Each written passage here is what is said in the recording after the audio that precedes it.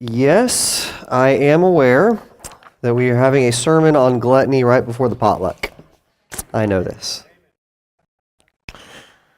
So I was in my office this week, and I think, all right, finally, in our survey of the 7 deadly sins, we get to gluttony.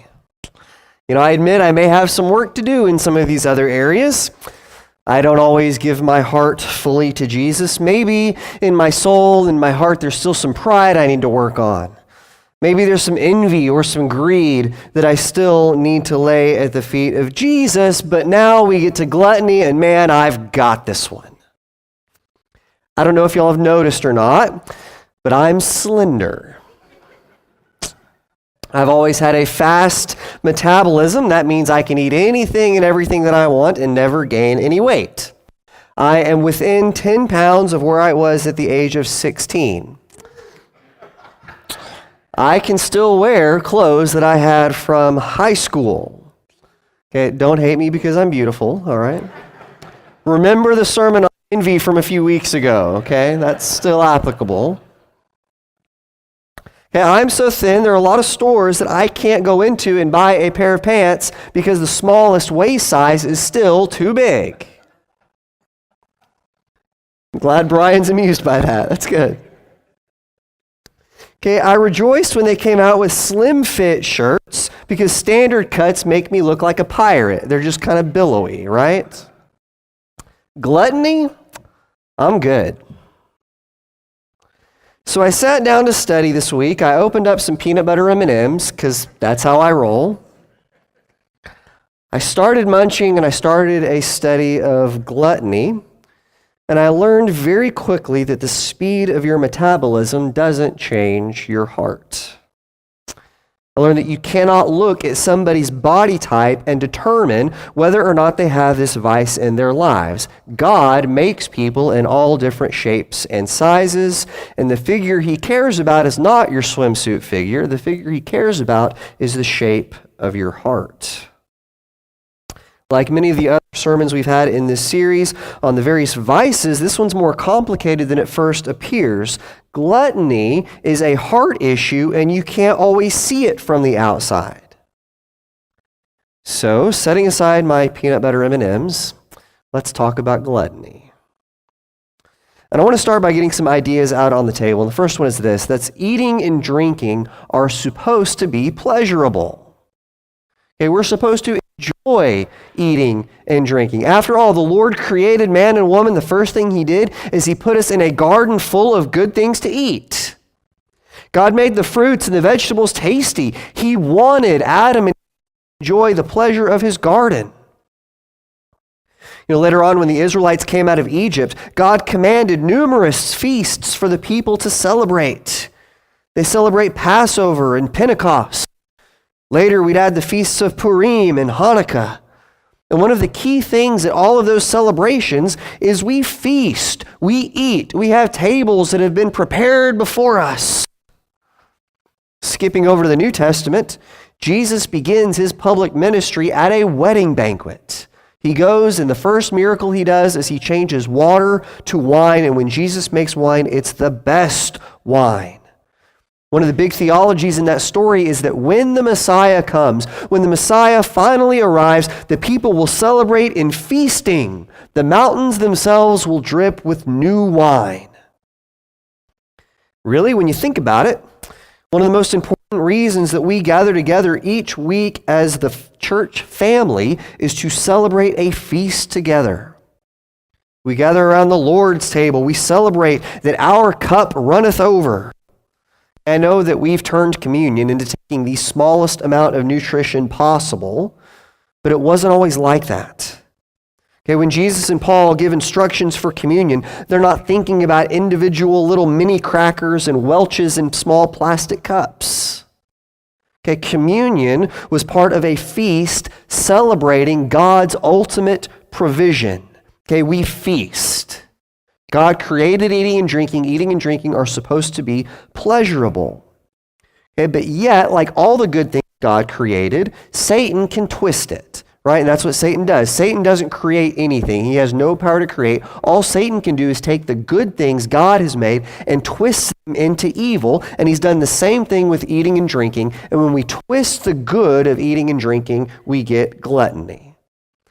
All right, so if you're taking notes, write this down. Here's my definition for gluttony this morning.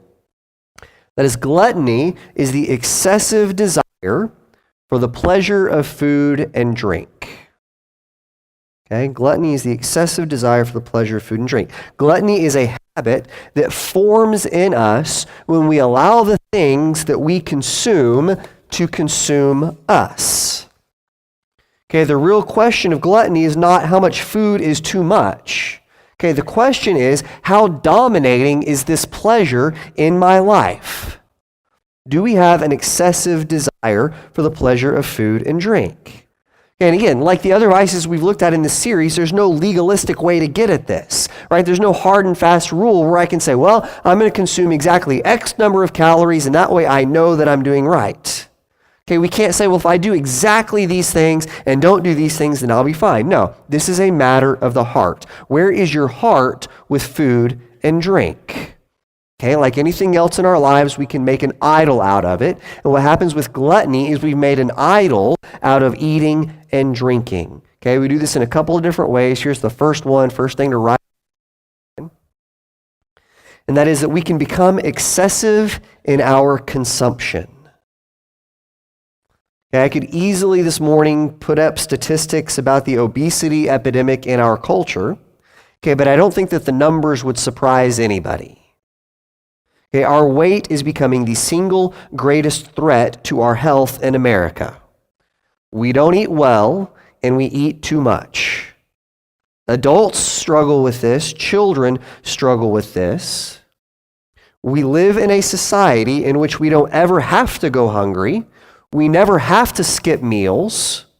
We regularly eat past the point of being full. Our portion sizes are much bigger than they were just a few years ago. And what we do is we eat as if we're storing up for winter. The problem is winter never comes. We are blessed with an abundance of food. So we've taken a good thing and we've overdone it. We allow food to consume our lives. All right, and this is the most obvious form of gluttony. If you are excessive in your consumption of food, then you have a gluttony problem. I know I switched from preaching and I started meddling, but that's what it is. Right, number 2. Another way that we can make food an idol is that we can become excessive in watching our food. Okay, we can obsess about food without overeating it. Okay, don't judge me, but I was watching a Jimmy Kimmel clip the other day, and it involved him going and asking people on the street questions. You've ever seen him do that before? And he went out and he asked people in California, he goes, so are you trying to cut back on your gluten? Okay, and numerous people that he walked up to said, oh, yeah, I'm really cutting back on my gluten. Follow-up question was, what is gluten? What's amazing is how many people that swore off they weren't eating gluten anymore had no idea what it is. Okay? You know, at the same time that our culture consumes more and more calories than ever before, we also have more people dieting than ever before. You know, the dieting industry is a multi-billion, okay, that's with a B, dollar industry every year. Entire stores exist, each catering to a different type of dieting. Okay, whether it's the high-protein, low-carb diet, the all-organic diet, the hunter-gatherer diet, okay, the low-fat diet, or the one that you starve yourself by drinking 2 shakes a day instead of eating 2 meals a day. Okay, half of our culture has given up and said, yeah, I'm just going to be fat. Okay, the other half worships at the food pyramid. Right now, don't get me wrong this morning. Okay, if you're on a diet, that's fine. Most of us should probably get on some sort of a diet. Most of us would do a much better job of managing ourselves if we paid better attention to our diet. Okay, I'm not speaking out against dieting. Just as it's a problem to eat too much, it's also a problem when we let watching our food consume our lives. Okay, God created food to be a supplement to your life, to be a source of pleasure, a source of fellowship, a good thing. Don't let it become your whole life. Okay, don't worship the food pyramid. Does that all work? That makes sense? Okay, I'm not calling you out if you have a little weight to lose. I'm not calling you out if you're on a diet. But I am calling you out if food and drink is a heart problem for you. Okay? So what do we do? How do we check our hearts against this vice? Right, what I want to do for the rest of this morning is I've got a list of questions. I've provided you some spots on your bulletin to write these down. Okay, these are questions for us to ask ourselves as we each examine ourselves on gluttony. Right, and all of these questions fall under the one big question, and that is, how big of a role does food play in your life? How big a role does food play in your life? I want you to notice this verse of Scripture. This is Proverbs 23, 1 through 3. He says, when you sit down to dine with a ruler, note well what is before you, and put a knife to your throat if you are given to gluttony. Do not crave his delicacies, for that food is deceptive. Okay, that's pretty strong, right? Put a knife to your throat if you're given to gluttony. Okay, and the big difference between the society that existed in 1000 BC when this was written and our society is that back in his day, if you wanted to have a table covered in delicacies, you had to go dine with the ruler. Okay, because he's the only one who could afford to spread a full table with delicacies. Okay, for us, there's a donut shop on every corner. And if you're going to go to one, Krispy Kreme's the best out of all of them, by the way. Okay, every grocery store is filled with aisle after aisle of delicacies they couldn't imagine in this world. Okay, if you are above the poverty line, you have more access to the delicacies he's talking about in this verse than they did. So what was a temptation in their world to just a few people, now is a temptation to all of us. Better to put a knife to your throat than give into this deceptive and seductive temptation of gluttony. Okay, I think most of us need to ask ourselves, how big of a role does food play in our lives? How much of our heart have we given to the consumption of food and drink? All right, so here's the first question I want us to ask ourselves. That is, do you schedule your entire day around food? You know, obviously we have to eat. It would be foolish to wait until we're hungry to start thinking about our need to eat. Okay, meal planning is important. The way it works at my house is every Monday, Rachel goes to the grocery store. So usually on Sunday night, Rachel's asking me, what do you want to eat this week? And she gets upset when I can't figure out what I'm going to be hungry for on Thursday because it's Sunday night. Somehow I'm the bad guy, right? Okay, meal planning is a good thing. Okay, but if thinking about food is a driving force in your day, okay, if planning out your breakfast, lunch, and dinner is the organizing force in your schedule, then you've given food too much power over you. You know, I remember when we were little kids, one of my sisters would regularly ask as we were going to bed every night, she'd say, Mama, what's for breakfast tomorrow? Okay, she asked that question a lot. She's not little anymore. Never mind. Okay, she's like my size now. She's grown up. She's not little. Never mind. Okay. Okay. If you have to schedule your entire day around food, then gluttony might be a heart problem for you. All right? Question number 2 is, do you only eat rich foods? Okay, if the only things that you consume are highly processed and full of salt or sugar, then you have likely lost what real food tastes like. Okay, if you can't appreciate simple foods like simple breads and vegetables and things like that, then gluttony might be a heart problem for you. You know, when someone on the search committee found out that our youth minister candidate was coming to my house for a meal and that Rachel was going to be out of town for the weekend, she asked me, so what are you going to serve? Like just Papa John's and Fruity Pebbles? To which I said, who doesn't like Papa John's and who doesn't like Fruity Pebbles, right? What's wrong with that? Okay, but if you were to look over your diet, if someone else were to look at everything that you've consumed over the last month, are you eating anything balanced or are you just eating highly processed, rich foods? If you only eat rich foods, then gluttony might be a heart problem for you. All right. Question 3. is, are you a fastidious eater?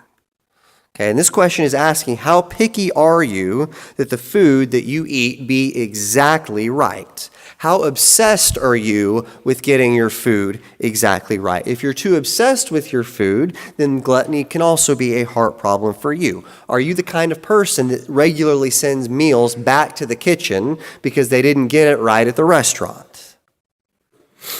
Okay, the other day, Sam asked Rachel for a piece of cheese. All right, and Sam is 2 years old, right? He says, Mom, I want a piece of cheese, so that's fine. So she goes to the fridge and she opens it up and she's starting to take out one of the slices of cheese from the little sliced cheese in the little baggie that you get from the grocery store. And he says, Mama, don't tear it. Okay, because sometimes what happens when you're pulling out that piece of cheese, it sticks to the one behind it and it tears. So she tries really carefully to get a piece of cheese out that doesn't tear, because again, he's 2, right? But in the course of pulling out this piece of cheese, the slice of cheese tears into 2 pieces. So she says, Sam, I'm sorry, it tore, puts down 2 pieces of cheese in front of him that if you put them together, they make one perfect square of cheese. So what Sam does is he looks at that and he says, I'm not eating that. Mama, I wanted it a square. Okay, he's saying, I ordered a square of cheese and you've not brought me a square of cheese, you brought me something else. Okay, he says, I don't want that. I want a square cheese. She says, honey, I'm not going back to the fridge and getting you another piece of cheese. You can eat that cheese. It's just fine. Okay, they battle. He cries. Okay, this is a big deal. He didn't get his cheese the way he wanted it, right? Finally, I intervene and say, Sam, look, you're not getting another bite of anything to eat until you eat that cheese. Like I'm the bad guy in this story, really. Come on. Okay. Again, more tears, more crying. He pouts about it for a while, leaves. About 30 minutes later, he decides he's really hungry. Dad, I really want to eat this. You can't eat anything. You can have that after you eat your cheese. Okay, he asks for several things. I say, no, you can't have it until you eat your cheese. Finally, he gets hungry enough, he sits down and eats his cheese really quickly, and then he has the temerity to look at me and say, Dad, can I have some more cheese? Awesome.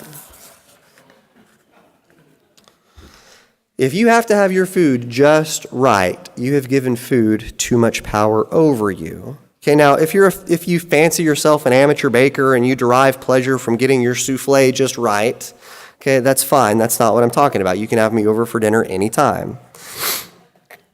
Okay, but if you obsess over getting your food just right, you have let food have too much power in your life, and gluttony might be a heart problem for you. All right, next question is, do you eat because you are bored? When you get that snack in front of the TV, are you doing it because you're hungry, or you're eating it just because it's there and you're kind of bored? Okay, again, if you want to eat popcorn and watch a movie, I don't care. That's great and wonderful. Okay, but how hard would it be for you to give that up? How much do you need your snacks? Okay, is eating when you're not really hungry a habit for you? If eating is something we do just because we're bored, gluttony might be a heart problem for you. All right, number next is, do you eat because it's comforting? You know, often in our culture we talk about comfort food, right? Especially if it's something that mama used to make just a certain way, and then you get that mama's cooking, man, that brings up all those memories of home and security and all those good things, and that's comfort food. Okay, but sometimes what can happen in our lives is we use food as a way to comfort ourselves, to relieve the stresses we're feeling elsewhere in our lives, and we turn to food to try to compensate for other areas of our lives where we haven't sorted ourselves out properly. We use food to compensate for other stresses. Do we do that? Are we using food in ways it was never designed for to provide comfort and joy in an otherwise stressed life? Okay, if you eat more when you're stressed, you might have given food too much power in your life, and you might have a gluttony problem. All right, next question is, are we eating in healthy ways? All right, now I'm not going to be a hypocrite this morning and tell you that you can't enjoy soda or candy or fast food. Okay, but what I am saying is all of us need to think about, are we taking care of ourselves? Are we eating a balanced diet? Okay, again, don't let an overactive desire for food come at the expense of the bodies that God gave us. And my final question this morning, and really this is the one that I think is probably most important out of this list, is do we know how to fast and feast? Do we know how to do both? Do we know how to both feast and fast? Again, if you read your Bible, you will know that there are many times where God commands his people to feast, and there's a lot of times where God commands his people to fast. Are we able to do both? I want you to notice Matthew chapter 6, verse 16, where Jesus gives us instructions on fasting. He says, when you fast, do not look somber as the hypocrites do, for they disfigure their faces to show others they are fasting. Truly, I tell you, they've received their reward in full. But when you fast, put oil on your head and wash your face, so that it will not be obvious to others that you are fasting, but only to your Father who is unseen, and your Father who sees what is done in secret will reward you. All right, this is part of a longer section in the Sermon on the Mount where Jesus says three things. He says, when you give, don't do it like the hypocrites. When you pray, don't do it like the hypocrites. And when you fast, don't do it like the hypocrites. The implication is you're doing all three of these things. Now, what's your heart like as you're doing them? He says you're doing them for God, not to be seen by other people. Okay, and I've heard a lot of Christians say, well, that's for Old Testament people, that's not for us. To which I say, which of the teachings of Jesus are we supposed to live by? I think it's all of them. Jesus assumes that you and I, as part of our life in the kingdom of God, will have fasting as a regular part of what we do. And the best way to make sure that food doesn't have too big a hold on my life is to give it up for a small period of time and say, I'm dedicating myself to God and showing that this is not something that has a hold on my heart. I'm laying down my food for a short period of time to focus on prayer, to focus on God, to recognize that God is the source of all of these blessings. At other times in life, we're going to feast. We're going to put out a big spread. We're going to thank God for the provision he's given us. And we're going to eat and enjoy it fully and say, thank you, Lord, for all of these great and wonderful and pleasurable things that you've provided for us. Okay, again, are we living lives of balance? Do we know how to truly celebrate the things God has given us? Do we know how to truly put our hearts first before God and not allow our hearts to be consumed by these other things that run around us? So my ultimate question this morning for all of us is, where is our heart today? Are we truly giving our hearts to God? Are we truly laying all things at his feet? Do we truly let our desires lay at the feet of the Lord, or are we letting our desires consume us and direct us? I hope our first desire is always for God. At this time in our service, we're going to sing a few verses of an invitation song. During the singing of this song, I will be down front. One of our shepherds will be down front. We would love to talk with you or pray with you about anything that's going on in your life. But during this song, we have a time set aside for you. So if you have any sort of a need you'd like to bring before us, please come talk to us now while we stand and while we sing.